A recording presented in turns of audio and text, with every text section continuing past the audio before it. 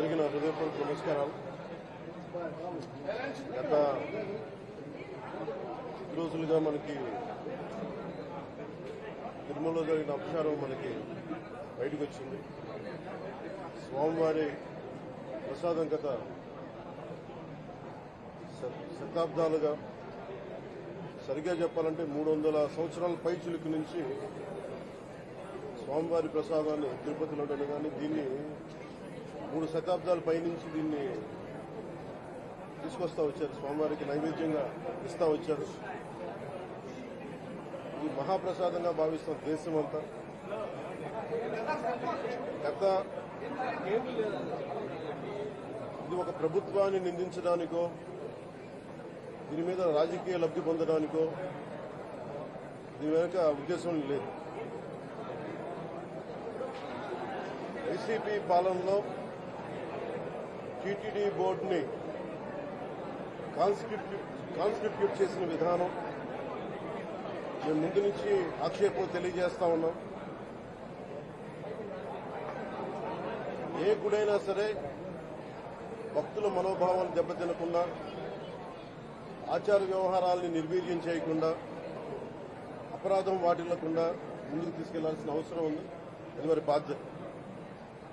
So TTD బోర్డుని constitute చేసిన YCP ప్రభుత్వం 2019 నుంచి సంస్కరణల పేరుతోటి, అంతకుముందు చాలా తప్పులు జరిగినాయనే వాటితోటి చాలా మార్పులు చేర్పులు పట్టుకొచ్చారు. స్వామివారి పూజా విధానాలు మార్చేశారు. శ్రీవాణి ట్రస్ట్ అని పేరు పెట్టి దాని మీద 10,000 రూపాయలు టికెట్ పెట్టారు ఒక్కొక్క వ్యక్తికి. ఒక్కొక్క కుటుంబం వస్తే 5 మంది, 4 వస్తే తక్కువ కాకుండా వాళ్ళకి 50,000 రూపాయలు వసూలు చేసి టికెట్ మటుకు, బిల్లు మటుకు 500 రూపాయలకి ఇస్తా ఉండేవాళ్ళు. ఇది నేను చాలాసార్లు, నాతో పాటు చాలా మంది భక్తులు ప్రస్తావించారు. చాలా మంది రాజకీయ పార్టీల ప్రతినిధులు దీన్ని ప్రస్తావించారు. అన్ని పార్టీలు ప్రస్తావిస్తూనే ఉన్నాయి, వేలెత్తి చూపుతూనే ఉన్నాయి. కానీ ఏ రోజు కూడా దాన్ని పట్టించుకున్న పాపాన్ని పోలేదు. అలాగే వైసీపీ పాలనలో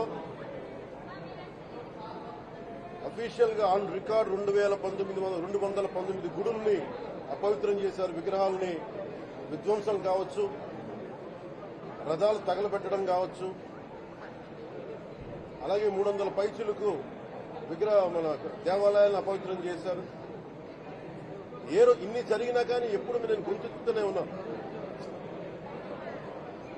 ఆ రోజు రామతీర్థం సమయంలో కూడా రాముల వారి విగ్రహాన్ని తల నరికేస్తే అర్చకులు దాన్ని, రాముల వారి విగ్రహాన్ని ఇలా పట్టుకొని ఆయన బాధపడుతూ ఉంటే ఆ రోజు కూడా నేను తెలియజేశాను. ఆ రోజు కూడా అందరూ ఏకం కావాలి. ఎవరి మతమైనా కావచ్చు, ఎవరి ప్రార్థనా మందిరాలు కావచ్చు, దేవాలయం కావచ్చు, మస్జిద్ కావచ్చు, చర్చి కావచ్చు, కానీ వారి మనోభావాలకి దెబ్బతినేలాగా దాడులు జరిగితే బయటికి రావాలి అని అందరూ నేను కోరుకుంటే, ఆ రోజున చిలకలూరుపేట నుంచి ఉండే ముస్లిం సమాజ సోదరులు కూడా బయటకు వచ్చి ఆ రోజున మద్దతు తెలియజేశారు. ఇది ఏ ధర్మానికి సంబంధించిన అందరూ రావాలని ఒక పిలుపునిస్తే ఆ రోజు కూడా వచ్చారు. కావాలంటే అది ఒకసారి మీరు ట్విట్టర్ టైమ్ లైన్ లో ఉంటుంది, అది కూడా మీరు చూసుకోవచ్చు. కానీ ఈ రోజున మేము ముందు నుంచి తెలియజేస్తానే ఉన్నాం. చాలా అవకతవకలు జరుగుతూ ఉన్నాయి, ప్రసాదాలు కల్తీ జరుగుతూ ఉన్నాయి, సరిగ్గా లేవు, ప్రసాదం నాణ్యత పోయింది, డబ్బులు కలెక్ట్ చేస్తున్నారు, రిసిప్ట్లు ఇవ్వట్లేదు. అసలు టీటీడీ మీద కూడా వైట్ పేపర్ రావాల్సిన అవసరం ఉంది. ఇవన్నీ కూడా మేము చాలాసార్లు అనుకుంటా ఉన్నాం. కానీ ఈ స్థాయిలో కల్తీ జరుగుద్దని, కల్తీ ఉంటుంది, ఫుడ్ అడల్టరేషన్ ఉంటుంది, చేసే తిండిలో కల్తీ ఉంటుంది, అన్ని దేవాలయాల్లో కూడా ప్రమాణాలు పాటిస్తున్నారా లేదా అన్న చర్చ బయటకు వచ్చింది ఈరోజు.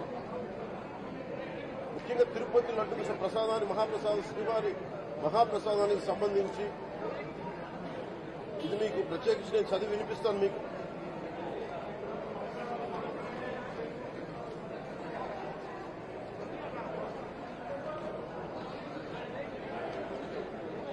ఈ రిపోర్ట్ ప్రత్యేకించి centre for analysis and learning in livestock and food of the national dairy development board వారికి శాంపుల్స్ పంపించాం. పంపిస్తే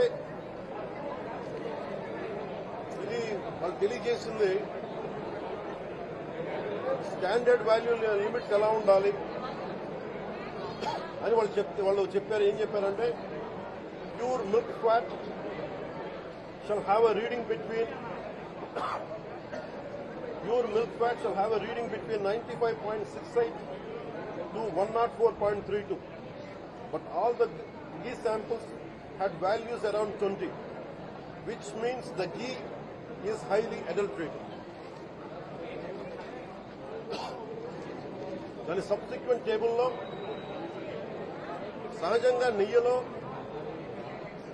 స్వామివారికి సహజంగా నెయ్యిలో కల్తీ వ్యాపారులు కల్తీ చేసేది ప్లాంట్ బేస్డ్ కల్తీ జరుగుతూ ఉంటుంది. అదే తప్పు. అలాంటిది దీంట్లో ప్రత్యేకించి తెలియజేసింది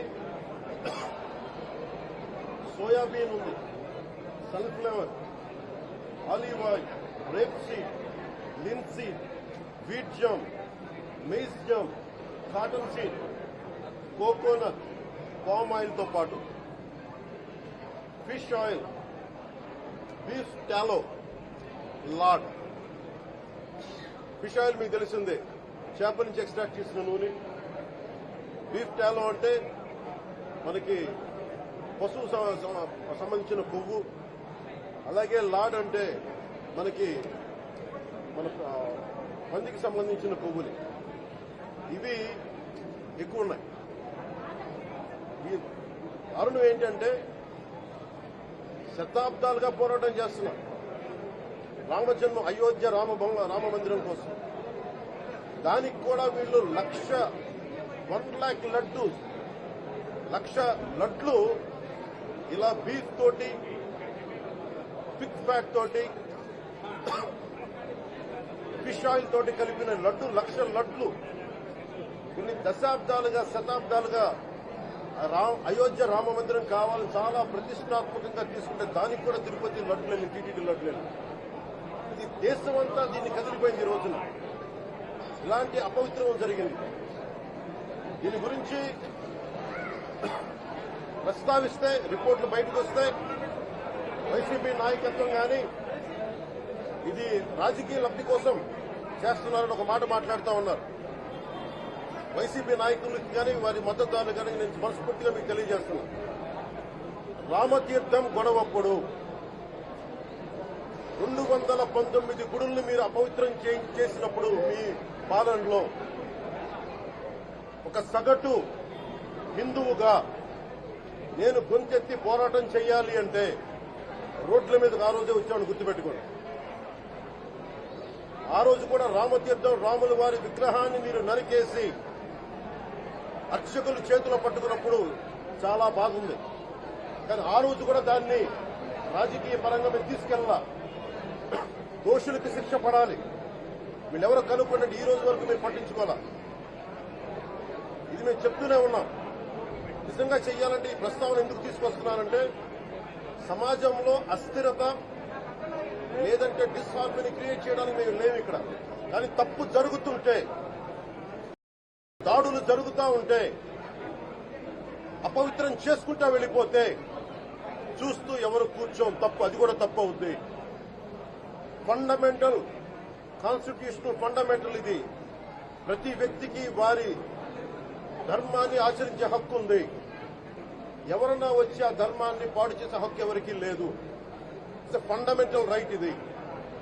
ఇలాంటి స్థాయిలో ఈ రిపోర్ట్ బయటకు వచ్చినప్పుడు ఏం చెప్పుకుండాల్సింది గత ముఖ్యమంత్రి గారు? నేను ఏ రోజు కూడా మీరు చూశారు, ఇది ప్రభుత్వం, మన కొత్త ప్రభుత్వంలోకి వచ్చాం. ఇది వెండెట్టా ప్రభుత్వం కాదు, ఇది పగా ప్రతీకారం ప్రభుత్వం కాదు. ఇది కానీ తప్పు జరుగుతుంటే మటుకు చేతులు కట్టుకొని చూసే ప్రభుత్వం కూడా కాదు. మీకు చాలా పకడ్బందీగా తెలియజేస్తున్నాను విషయం. అలాంటిది నా మీద ఎన్నో మాట్లాడినా మేము ఎప్పుడు మాట్లాడలా. రామతీర్థం గురించి జరిగినప్పుడు కూడా మేము మాట్లాడలా. కానీ ఈ రోజున రిపీట్ అయిపోతున్నాయి మిస్టేక్స్. అలవాటైపోయింది, ఆలవాలం అయిపోయింది. ఇక్కడితో ఆగాలి. ఇప్పుడే ఫుల్ స్టాప్ టు దిస్. దీంట్లో ఒక్క నిందించట్లా. టీటీడీ బోర్డు ఉంది. వైసీపీ కాన్స్టిట్యూట్ చేసిన టీటీడీ బోర్డు ఉంది. వైవి సుబ్బారెడ్డి గారు ఉన్నారు టీటీడీ చైర్మన్ గా, టీటీడీ ఈవోగా ధర్మారెడ్డి గారు ఉన్నారు. మళ్ళీ వాళ్ళు కాకుండా కొత్తగా వచ్చారు. ఈ 5 సంవత్సరాలు ఈ బోర్డు ఏం చేస్తా ఉంది? ఈ టీటీడీ బోర్డుని మేము ప్రశ్నిస్తున్నాం. మీరు బయటికి రండి. గత ముఖ్యమంత్రి ఏం చేసి ఉండాల్సింది వచ్చినప్పుడు? మీరు పంపించిన ల్యాబ్స్ కి మీకు ఎవరైతే తప్పులు చేశారో వారి మీద మీరు చర్యలు తీసుకోండి చెప్పాలి. కానీ తప్పులు చేసిన వాళ్ళని వెనకేసుకొచ్చే విధానం ఏంటో నాకు అర్థం కావట్లేదు. విధాన్ని మార్చుకోవాలి. అంతేగాని మీరు అస్థిరత చేసే ఆలోచన కానే కాదు. ఇదే మీరు ఊహించండి. ఇంకా ఏ ధర్మం మీదైనా సరే ఇలాంటి అపవిత్రం ఒక చర్చి మీద జరిగిన, ఒక మస్జిద్ మీద జరిగిన దేశం అల్లకల్లోలం చేసేస్తారు. ప్రపంచం అంతా మాట్లాడతారు. గ్లోబల్ న్యూస్ అయిపోద్ది. కానీ దేశంలో కోట్లాది మంది హిందువులు అపవిత్రమైతే, ఈ ప్రసాదం అపవిత్రమైతే ఒక్కరు కూడా మాట్లాడకూడదు. ఇది సెక్యులర్ వ్యవస్థకు విఘాతం అంటే హిందువులకి మనోభావాలు ఉండవా? ఇది ఒక్కరు నిందించట్లా? అసలు మీరు ప్రస్తావన చేయకూడదు, ఇది తప్పు, ఇది మాట్లాడకూడదంటే ఎట్లా? ఇదే వేరే మతానికి మీరు అన్వయిస్తారా? నేను అన్ని మతాలని సమానంగా గౌరవించేవాడిని. ఇస్లాంని గౌరవించేవాడిని, క్రిస్టియానిటీని గౌరవించేవాళ్ళం. మేమందరం సనాతన ధర్మం అని మొత్తుకుంటున్నాం. దేనికి సనాతన ధర్మం అంటే? సనాతన ధర్మానికి ఒకరు ప్రారంభించింది కాదు. ఇది ఒక వ్యక్తి ఒక కూర్చోబెట్టి ఒకరు స్టార్ట్ చేసింది కాదు. ఇది కొన్ని వేలాది సంవత్సరాలుగా అన్ని మతాలని, అన్ని విశ్వాసాలని అలింగనం చేసుకున్న నేల ఇది. అలాంటి విశ్వాసాలకి దగ్గర తీసుకున్న ఈ నేల మీద ఇలాంటి అపవిత్రం జరిగితే, రిపీటెడ్ గా జరిగితే, ఒకసారి కాదు 2 సార్లు కాదు, రిపీటెడ్ గా జరిగితే ఇప్పుడు కూడా మాట్లాడకూడదంటే అది తప్పు చేసిన వాళ్ళం అవుతాం. మేము దోషులకి శిక్ష పడాలి. ఫుడ్ అడల్ట్రేషన్ ఇది మేము కాదంటలా. టీటీడీ బోర్డు అప్పుడు టీటీడీ బోర్డు బాధ్యత తీసుకోవాలి. పొలిటికల్ గా వచ్చి అలంకారప్రాయంగా ఒక్కొక్కళ్ళు వచ్చేసి దర్శనాలకి టికెట్లు ఇవ్వడానికి మీరు బోర్డు మెంబర్స్ అవ్వలేదు. మీరు ఎవరు చైర్మన్ కానీ ఈవో కానీ. మీరు అక్కడ ధర్మాన్ని పరిరక్షించాలి. మీరు అక్కడ మీ ఇష్టాలకి మీరు కూర్చోబెట్టి మీ ఇష్టాలకి కాంట్రాక్ట్లు ఇచ్చుకోవడానికి మీరు టీటీడీ బోర్డుకి మీరు వెళ్లలేదు. మీరందరూ, మీ అందరికీ బాధ్యత ఉంది. మీరు నిర్ణయించుకోవాలి. ఎవరికి కోపాలు రావు, ఎవరికి వేదన రాదు, ఎవరికి బాధలు రావుంటే కుదరదు. వస్తాయి బాధలు, వేదన ఉంది, మాట్లాడతాం. మర్చిపోకండి ఎవరు. గత ముఖ్యమంత్రి గారు కూడా నేను చేస్తా ఉన్నాను, జగన్మోహన్ రెడ్డి గారికి కూడా. ఇదే చర్చికి జరిగితే మీరు ఊరుకుంటారా? ఒక మసీదుకి జరిగితే ఊరుకుంటారా? ఒక తిరుమలకి జరిగినప్పుడు ఎందుకు వెనకేసుకొస్తారు? రాకండి. ఏ మతం మీద దాడి జరిగినా సంపూర్ణంగా నాతో సహా మేము ఖండిస్తాం, బయటకు వస్తాం. ఇస్లాం మీద దాడి జరిగితే మేము మాట్లాడతాం, క్రిస్టియానిటీ మీద దాడి జరిగితే మేము మాట్లాడతాం. హిందూ ధర్మం మీద, సనాతన ధర్మం మీద దాడి జరిగితే కూడా నేను మాట్లాడతాను. ఇది మొదటిసారి కాదు, మేమందరం మాట్లాడతాం. ఇది ప్రాథమిక హక్కు. ఇది పరస్పర విశ్వాసాలను గౌరవించుకోవడం చాలా చాలా అవసరం. ఇది అందరికీ తెలియజేస్తున్నాను. ఇది దోషులకి కఠిన శిక్ష పడాలి. అలాగే ముఖ్యమంత్రి గారికి కూడా నేను తెలియజేస్తున్నాను, చంద్రబాబు నాయుడు గారికి కూడా కేబినెట్ మీటింగ్ జరగాలి, అసెంబ్లీలో చర్చ జరగాలి. అసలు టీటీడీ ట్రస్ట్ లో ఎన్ని అవకతవకలు జరిగినాయి, దీని మీద కూలంకషంగా దీని మీద చర్చలు జరగాలి. అలాగే నిన్న అందరూ మీడియా పెద్దలు కూడా అడుగుతా ఉన్నారు, అధిపతులు, పత్రికాధిపతులు కూడా అడుగుతా ఉన్నారు, మీడియా వారు కూడా అడుగుతున్నారు, దీన్ని సిబిఐకి తీసుకెళ్లాలా లేదా అనేది. అది గౌరవ ముఖ్యమంత్రి గారు నిర్ణయం తీసుకోమని. మీరు ఏ నిర్ణయం తీసుకున్నా కేబినెట్ మీ వెనకాల ఉంటుంది, ప్రజలు మీ వెనకే ఉంటారు. ఇది ఇక్కడతో ఆగాలని మనస్ఫూర్తిగా నేను కోరుకుంటున్నాను. అలాగే 40 సంవత్సరాలుగా కర్ణాటకలోని గీ కంపెనీకి ఇస్తా ఉన్నారు. 15,000 కేజీలు అవసరం అవుతుంది నెయ్యి, మనకి స్వచ్ఛమైన నెయ్యి. అలాంటిది వీళ్ళు 1000 రూపాయలు కొన్నదాన్ని వీళ్ళు 360 రూపాయలకే వస్తుందని చెప్పి ఎవరో మిడిల్ మ్యాన్ వచ్చి చెప్పారు. ఆ మిడిల్ మ్యాన్ ఎవరు? దీని మీద సంతకం పెట్టింది ఎవరు? మీరు 1,00,000 లడ్డూలు మీరు అయోధ్యగా పంపించినప్పుడు మాట్లాడింది ఎవరు? చెక్ చేశారా? క్వాలిటీ చెక్ చేశారా? కోట్లాది మంది భగవంతుణ్ణి విశ్వాసం ప్రకటించే ప్రతి ఒక్కరి ఈ రోజున బాధకు గురయ్యారు. నాకు నిజంగా ఇంకో వేదన కూడా ఉంది. ఇది ఇంకొకరు నిందించట్లా. తిరుమలలో ఉండే ఇంతమంది సేవ చేసుకునే వ్యక్తులు కానీ మీరందరూ హిందువులే కదా. మీరందరూ టీటీలో ఉండే వందలాది మంది ఎంప్లాయీలు, మీకు ఉద్యోగులు, వేలాది మంది ఉద్యోగులు, మీరందరూ ఏం చేస్తున్నారు? మీరు హిందువులు కాదా? మీరు స్వామివారికి అపవిత్రం జరుగుతూ ఉంటే మీరు కల్తీ నేతలు మీకు తెలిసి కూడా మీరు ఎందుకు కానుకున్నారు? భయపడ్డారా వైసీపీ అంటే? వైవి సుబ్బారెడ్డి గారంటే భయపడ్డారా? ధర్మారెడ్డి గారంటే భయపడ్డారా? ఏ స్వామి అయితే మీకు ఆశ్రయం ఇచ్చారో ఆ స్వామికి అపవిత్రం జరుగుతూ ఉంటే మీరందరూ కామ్గా కూర్చునే మీకు ఎలా వచ్చింది? మీకు ఇది నేను సాటి హిందువులు కూడా నేను ప్రశ్నిస్తున్నాను. మీరు కూడా తప్పు చేశారు దీంట్లో. ఇది ముందుగా ప్రతి హిందువు గౌరవించాల్సింది. దీన్ని మీ మతాన్ని మీరు గౌరవించుకోండి ఫస్ట్. ప్రతి హిందూ నేర్చుకోవాలి ఇది. ప్రతి హిందూ ఆత్మ పరిశీలన చేసుకోవాలి. మీరు బయటికి రావాలి.